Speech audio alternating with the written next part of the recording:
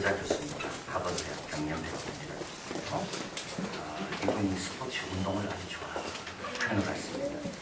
그래서 그동안 경영학 서적들을 많이 내다가 이번에는 그 스포츠 팀에서 여러 팀들을 좀 관찰해 보니까 거기서 조금 배울 수 있고 적용할 수 있는 것이 많이 있겠다. 그래서 스포츠 팀을 관찰하면서 또 자기가 즐기면서 이제 발견한 그런 내용들을 정리해서 자신감이라는 책을 냈습니다. 그는 이렇게 말합니다. 자신감이란 원하는 결과에 대한 긍정적인 기대다. 내가 원하는 결과가 꼭 될 것 같은 그런 기대, 그게 자신감이라는 거죠. 자신감은 문명의 중심에 있는 셈인데 경제사회의 조직 혹은 팀의 모든 것은 이 자신감에 의해 좌우되기 때문이다. 왜 그런가 하면 선수들이 본래 기량보다 더 발휘하게 될 때가 언제냐면 자신감이 있을 때라는 겁니다. 본래 기량이 아무리 있어도 자신감이 없으면 그 기량이 잘 안 나오는 거죠. 그 기량보다 더 발휘하게 하는 것이 자신감이라는 겁니다. 그 기량보다 조직이 더 열심히 헌신하고 달려가게 하는 것이 그 조직의 자신감이라는 겁니다. 더 선수를 용입할 수 있는 것. 자신감이 있는 쪽으로 우리는 가게 돼 있거든. 문제가 있어도 극복하게 하는 거예요. 이 자신감이에요. 그래서 저자는 말합니다. 우리 모두가 0대 0으로 게임을 시작하지 않는다는 겁니다. 게시판에는 전광판에는 0대 0입니다. 시작할 때는요. 그러나 실제로 그렇지 않다는 겁니다. 어떤 사람은 이미 자신감을 잃어버린 사람은 마이너스로 나오는 거고 어떤 자신감이 충만한 사람은 플러스로 나오는 겁니다. 똑같은 조건에서 경기하지 않습니다. 자신감이 있는 팀과 자신감이 없는 팀은 조건이 완전히 다르다는 겁니다. 지금 제자들은 자신감이 없습니다. 엠마오로 가는 제자가 여기 도착해서 제자들의 이야기를 예수님 만났다고 같이 식사했다고 예수님이라고. 근데도 불구하고 자신감이 없습니다. 베드로가 와서 이야기해 줬습니다. 베드로는 예수님 만나 자신 여전히 믿지 못하고 두려워하고 있습니다. 두려움은 자신감의 반대말입니다. 두려움은 뭐겠습니까? 안 될 것만 생각하는 게 두려움입니다. 두려움이 많은 사람을 한번 보십시오. 이건 이래서 안 되고 저건 저래서 안 되고 저건 저래서 부정적이고. 그래서 두려움은 어디서 오는가 하면 부정적인 것들을 너무 순수하게 그대로 받아들여서 만들어지는 감정이 두려움입니다. 그래서 두렵기 시작하면요. 의지가 꺾입니다. 할 의지가 안 생기는 거죠. 왜냐하면 두려움 때문에. 우리의 약진을 구태로 바꾸는 거예요. 정당하지도 않습니다. 정당성도 없습니다. 이름도 없습니다. 그게 두려움입니다. 제자들은 지금 두려워하고 있습니다. 그래서 문을 걸어 잠궜다 그랬습니다. 두려우면 문을 걸어 잠굽니다. 두려우면 못 움직입니다. 왜 두려웠을까요? 두 가지 이유가 있을 겁니다. 첫째 하나는 예수님이 처형당했었다면 그 제자들 우리도 이제 다음은 우리 차례가 아닌가. 예수님도 저렇게 쉽게 우리의 주님도 저렇게 쉽게 죽인 로마 병사들과 유대인들이 그 다음에 우리를 찾아서 우리는 뭐 아무것도 아니죠. 그게 두려운 겁니다. 또 두려운 이유가 한 가지 더 있다면 예수님의 부활의 소식이 점점 퍼져가기 시작합니다. 그러니까 로마 당국과 유대인들이 이걸 막기 위해서 어떻게 하겠습니까? 그 소식을 전하는 사람, 들은 사람들을 색출해서 어렵게 만들 수가 있는 겁니다. 그래서 제자들은 지금 두려워하고 있습니다. 꼼짝 못하고 문을 걸어 잠고 있는 겁니다. 자, 이때 오늘 본문에 보면 예수님이 사과를 하십니다. 19절이죠. 안식 후 첫날 저녁 때 부활하신 날 저녁입니다. 제자들이 유대인을 두려워해 모인 곳에 문을 닫았더니 예수님께서 그곳 가운데 서서 가라사대 너희에게 평강이 있을지어다. 예수님께서 앉지 않으십니다. 예수님은 딱 서십니다. 어디에요? 가운데요. 모든 사람들이 다 동일한 거리 가운데서 정확하게 잘 들을 수 있도록 예수님은 한쪽에 치우치지 않고 딱 가운데 서셔서 앉지도 않고 서셔서 중요한 말씀을 하시는 겁니다. 너희에게 평강이 있을지어다. 여러분 이 평강은요 유대인들이 늘 했던 말 아닙니까? 샬롬, 평강. 그런데 그때 평강은 다 그림자입니다. 그때 평강은 이날의 평강을 바라보면서 평강 전하는 소리였습니다. 이제 오늘로 비로소 이 저녁 때 예수님께 제자들을 따로따로 만났지만 공식적으로 만난 건 처음입니다. 다 있는 곳에서 예수님께서 지금부터는 너희들의 평강을 빼앗을 수가 없다. 평강을 잘한다. 왜 그럴까요? 부활하신 주님 함께 계시기 때문에 그렇죠. 평강이 실현하게 된 이유는요, 예수님이 어디든지 언제나 우리와 함께 하시기 때문에 그럴 겁니다. 부활하셨기 때문에 평강할 수 있는 겁니다. 또 한 가지, 우리에게 평강할 수 있는 것은 하나님께 가는 길이 확 열렸기 때문에, 예수님의 죽으심과 부활로 인하여 하나님께 가는 새롭고 산 길이 확 열렸기 때문에, 그래서 빌립보서는 이야기합니다. 아무것도 염려하지 말고 오직 모든 일에 기도와 간구로 너희 구할 것을 감사함으로 하나님께 아뢰라. 그리하면 모든 지각에 뛰어난 하나님의 뭐라고요? 평강. 그리스도 예수 안에서 너희 마음과 생각을 지키시리라. 이게 예수님의 부활과 승리로 우리에게 열리신 길입니다. 그래서 어느 누구도 우리의 평강을 빼앗을 수가 없습니다. 높음도 낮음도 천사도 음부도 하나님 안에 있는 우리의 그 사랑, 하나님 향한 우리를 향한 그 사랑을 빼앗을 자, 끊을 자는 아무도 없다. 자, 그래서 이제 이 평강은 실제로 예수님의 부활과 더불어 현실화되었고, 그래서 우리는 어떤 형편에 있다 할지라도 내 옆에 누가 계세요? 예수님이 계세요. 이건 이제 믿음의 문제입니다. 이건 우리의 믿음의 문제로 바뀐 겁니다. 이건 현실화된 거고, 이걸 내가 받아들이는가? 아무것도 염려하지 않고 모든 일에 기도와 간구로 구하나 안 구하냐? 이건 내한테 달린 겁니다. 이제 환경이 아니고요. 자, 그래서 예수님께서 오셔서 제자들에게 자신감을 회복시키십니다. 평강. 자, 이 평강은 스트레스가 없는 그런 마음의 상태가 아닙니다. 이 평강은요, 이거는 바로 하나님이 임재할 때 우리가 경험하는 은혜와 더불어 오는 게 이 평강입니다. 여러분, 은혜 받으면요, 세 가지가 바뀝니다. 첫째, 현실이 바뀝니다. 현실이 긍정적으로 됩니다. 은혜 받으면 너무 아름답습니다. 은혜 받으면 사람이 다 아름답고 길도 아름답고 나무도 아름답습니다. 현실이 굉장히 달라집니다. 은혜 받으면 과거가 바뀝니다. 과거를 참 억울하게 생각했는데 은혜 받으면 그게 다 나를 복주시려는 하나님의 연단의 손길이었구나. 과거가 구속됩니다. 은혜 받으면 사랑의 사람으로 바뀝니다. 이게 평강입니다. 평강은 혼자 행복한 게 아닙니다. 평강은 적극적으로 사람을 되게 만들고, 평강은 다 품게 만들고, 평강은 모든 과거, 현재, 미래가 다 하나님 앞에 감사하게 바뀌는 것이 평강입니다.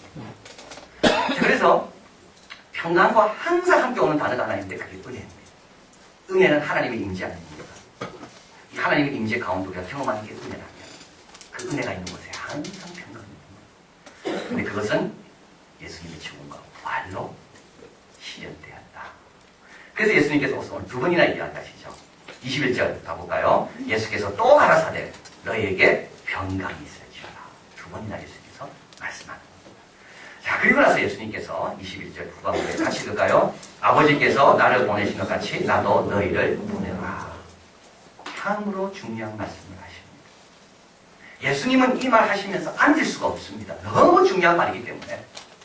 평강이 너희에게 있을지라도 너무 중요한 말이고, 아버지께서 나를 보낸처럼 나도 너희를 보낸다는 말이 너무 중요한 말이고, 성령을 받으라 이 말도 너무 중요한 말이기 때문에 예수님은 이 세 마디를 하기 위해서 앉을 수가 없는 겁니다. 서서 말씀하시는 거죠. 아버지께서 나를 보낸 것이 나도 너희를 보낸다. 제자들은요, 예수님께서 이 말 할 때 깜짝 놀랐습니다. 왜냐하면 제자들은 아버지께서 예수님을 어떻게 보냈는지를 알고 있기 때문에 그렇습니다. 이 아버지께서 예수님을 보낼 때 그냥 보내지 않았습니다. 세례요한을 미리 보냈습니다. 우리 아버지께서 예수님을 보낼 때 권세와 능력과 위엄, 아버지가 가진 것을 다 주어서 보냈습니다. 그래서 예수님께서 이렇게 말합니다. 나는 세상의 증거가 필요 없다. 아버지가 있습니다. 요한복음에 보면 7가지 표적이 나옵니다. 일부러 표적이라는 말을 쓰고, 기적이라는 말 안 쓰고 표적이라는 말을 씁니다. 그것도 7가지. 그것은 내가 하나님의 보낸 자임을 증거하는 게 표적입니다. 자, 그래서 제자들은 이걸 다 알고 있는 겁니다. 예수님께서 왜 저렇게 당당하셨을까? 예수님께서 왜 다른 사람과 다르게 저렇게 능력이 있으시고 왜 저렇게 특별한 위대한 삶을 사셨을까? 보낸 분이 함께 하셨기 때문에요. 자, 그래서 예수님께서 제자들에게 이렇게 말합니다. 아버지가 나를 보낸 거 어떻게 보낸 거 너희들 알잖아. 내가 그런 식으로 너희를 보내겠다는 거예요. 혼자 보내는 게 아닙니다. 예수님이 갖고 있는 모든 좋은 것을 다 주어서 보내겠다는 거예요. 그러면서 예수님께서 어떻게 하시나요? 성령을 받으라. 이게 바로 바로 예수님의 호흡이라고 말해요. 숨을 내쉬며 저희를 향하사 숨을 내쉬며 가라사대 성령을 받아라. 예수님이 갖고 있는 가장 소중한 성령, 예수님의 영을 제 아들에게 주시면서 아버지가 나를 보낸 것처럼 나도 너희를 보내는 겁니다. 야, 여러분, 성령은 뭘까요? 성령은요, 이때의 성령은 하나님께서 흙으로 사람을 지으시고 생기를 그 코에 불어넣어서 흙이 뭐가 됐죠? 사람이 됐죠. 에스겔의 마른 골짜기에 가서 마른 뼈들이 너무 많았습니다. 주님께서 에스겔에게 묻습니다. 하나님, 이런 뼈들이 능히 살겠느냐? 그때 에스겔이 이야기합니다. 주님은 아신다. 그때 주님께서 말씀하십니다. 사방에 있는 바람들이요, 생기들이요, 이 뼈에 들어가라. 그래서 그 뼈가 뭐가 됐다 그랬죠? 하나님의 분대가 된 겁니다. 이게 성령이 하신 일입니다. 예수님께서 죽으셨죠. 부활하시는 그걸 누가 했냐? 사도들은 성령이었어요. 자, 그래서 하나님께서 우리에게 주시는 이 성령은 의지력을 잃어버린 사람, 순결을 상실한 불경한 자들, 짐승에 가까울 정도 타락한 자들, 세상의 수치를 다 드러낸 실패자들, 그들이 다시 회복되고 하나님의 능력으로 종으로 되게 하는 것이 성령의 능력이라는 것. 디엘 무딩이 이렇게 말합니다. 스크립파워에서 죽어있는 이웃들의 영혼을 소생시켜서 능력을 원한다면 그럴 만한 일을 할 만한 사람을 찾을 것이 아니라 하나님을 바라보라. 성령의 능력은 하나님의 주권을 세우고 하나님의 영원하신 영광을 따라 역사하는 것이 성령의 능력입니다. 그것이 예수님 안에 역사하셨고 이제 예수님께서 우리를 보내시면서 그 성령을 우리에게 주시는 겁니다. 자, 그러면서 예수님께서 우리에게 그 성령을 가지고 뭘 하라고 말씀하는가 하면 23절 같이 읽습니다. 너희가 누이 죄든지 사하면 사해질 것이요 누이 죄든지 그대로 두면 그대로 있으리라. 이건 무슨 말인가 하면 죄를 사하는 권세는 우리에게 없습니다. 그건 아버지만 예수님만 갖고 계신 권세입니다. 여기서 누이 죄든지 사하면 사해질 것이요 누이 죄든지 그대로 두면 그대로 있다는 말은 이와 같은 사죄의 역사에 우리가 중요한 부분을 감당한다는 말입니다. 사죄 받으려면 어떻게 해야 됩니까? 죄가 뭔지를 알아야 되고 예수님 뭔지를 알아야 될 거 아닙니까? 그 과정과 그 교훈과 그 절차를 누가 소개해 준다고요? 성령 받은 주의 종들이 소개해 준다는 말입니다. 그래서 갑자기 죄를 사는 게 아닙니다. 그 복음을 듣고 내가 죄 용서를 받아야 되겠구나. 그리고 하나님께 나갈 때 그때 사죄가 일어나는 겁니다. 그런데 그 과정에 우리가 중요한 역할을 한다는 걸 여기서 말씀하는 겁니다. 자, 그래서 예수님께서 우리를 보내시는 거는요, 우리 직장으로 보내고, 가정으로 여러분을 보내고, 또 시집을 보내고, 학교로 보내고, 유학을 보내잖아요. 그걸 보내는 것은 직장 내에서 돈만 벌라고 보내는 게 절대 아닙니다. 아버지께서 나를 보낸 것처럼 나도 너희를 보낸다 할 때 이 보낸다는 말은 계속 진행형입니다. 현재 완료형입니다. 아버지께서 나를 보내서 하고 있는 그 일들을 계속 이어서 하라고 우리를 보내시는 겁니다. 그리고 예수님은 우리에게 손에 못자국과 천자국을 보여줍니다. 사회 개선하는 거 중요합니다. 사회 봉사하는 거 중요합니다. 그러나 그거 하라고 우리를 보내는 분이 아닙니다.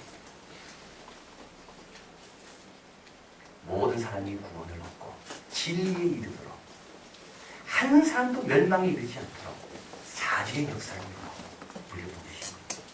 바로 그래서 주님께서 성령을 주시고 보내는 겁니다.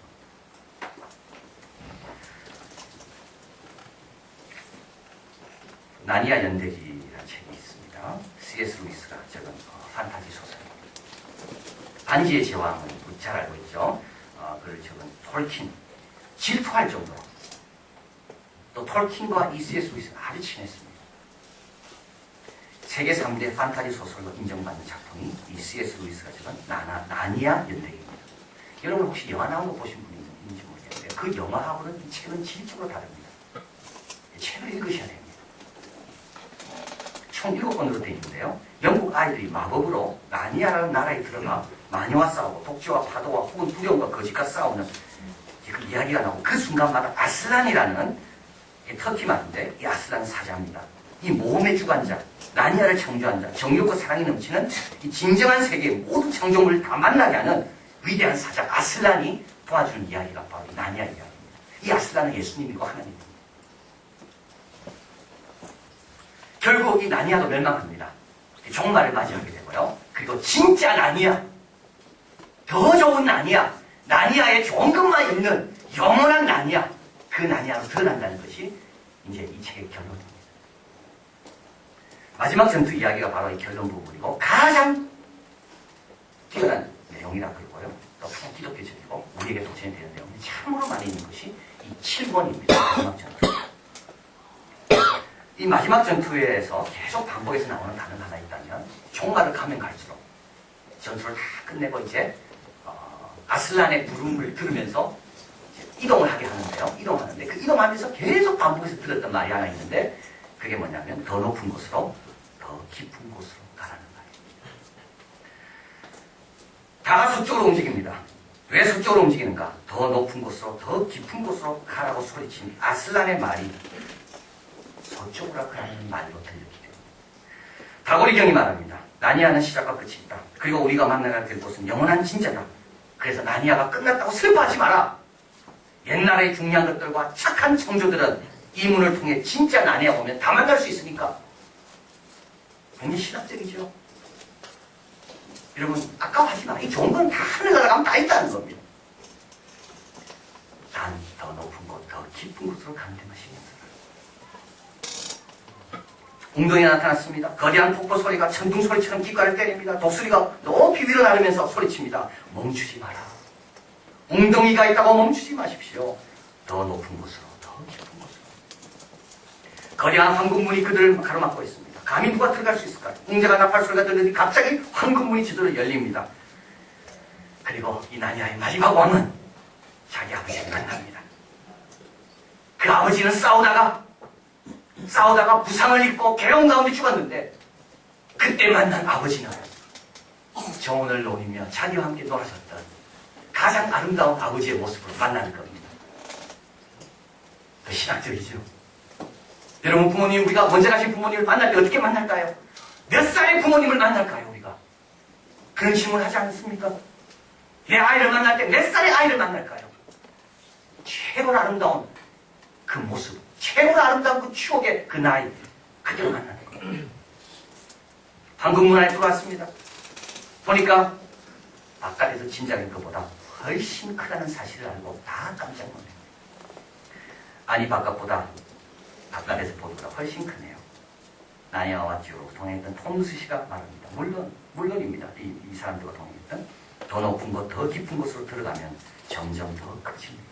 항상 안은 바깥보다 더 큽니다. 그리고 저 밑에 보니까 영국이 보입니다. 자기가 살던 집들이 보이고 부모님이 갑자기 생각나는 아이들이. 철도사고로 죽은 아버지, 어머니. 그러면서 이렇게 말합니다. 어떻게 하면 저곳에 갈 수 있을까요? 엄마 아빠도 저기 보이는데 어떻게 하면 갈 수 있을까요? 톰스 씨가 말합니다. 그곳에 닿을 때까지 더 높은 곳으로, 더 깊은 곳으로. 그러면 만납니다. 이렇게 끝납니다, 이 책은. 그리고 작가가 마지막으로 이제 몇 줄을 떴습니다. C.S. 루이스가요. 그 후부터 일어난 일들은 너무나 훌륭하고 아름다워 나로서는 글로 표현할 수가 없다. 우리에게 이것이 모든 이야기의 끝이며 우리가 진심으로 할 수 있는 말이라고는 그들 모두 행복하게 살았다는 것뿐이다. 그러나 그들에게는 이것이 진짜 이야기의 시작일 뿐이다. 우리 세계에서 보냈던 그들의 삶과 나니아에서 모든 모험은 책 겉장에 적혀있는 제목에 지나지 않는다. 이제 드디어 그들은 지구상의 어느 누구도 읽지 못할 위대한 이야기의 첫 장을 시작하고 있는 중이다. 이 이야기는 계속될 것이며 항상 새로운 장이 그 이전 장보다 훨씬 위대한 이야기가 될 것이다. 예수님이 부활하시면서 제 아들을 보낼 때 이게 첫 장입니다. 근데 제 아들은요, 진짜 성령 충만해서 나아가서 복음을 전해봤습니다. 주님의 표적으로, 주님께서 그들의 말에 증거로 한 가지 것을 경험하게 됩니다. 그들의 역사는 날마다 더 위대한 이야기로 바뀌어가고 있는 겁니다. 이건 우리 아닙니까? 우리가 이렇게 복받은 건 누구 때문입니까? 우리가 이렇게 잘 살고요. 우리가 이렇게 주님을 찬양하고 성도를 파송하는 건 누구 때문입니까?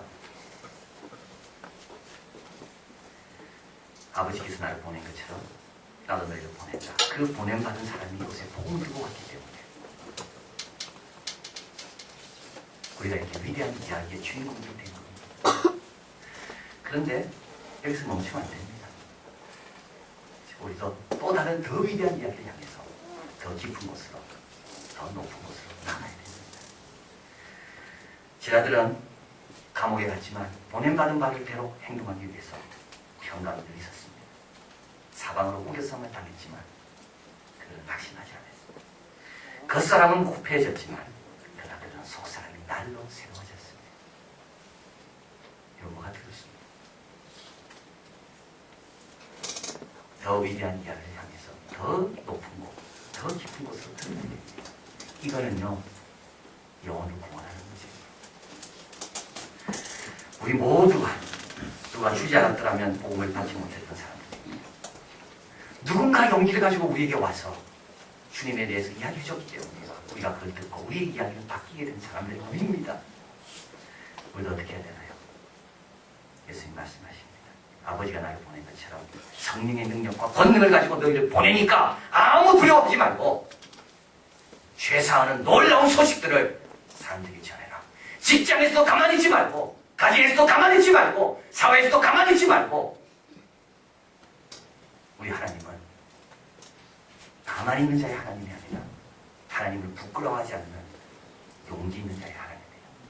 이 말씀 기억하시면서 주님 보내시는 곳에서 승리하신 여러분들에게 진심으로 바랍니다. 기도하겠습니다.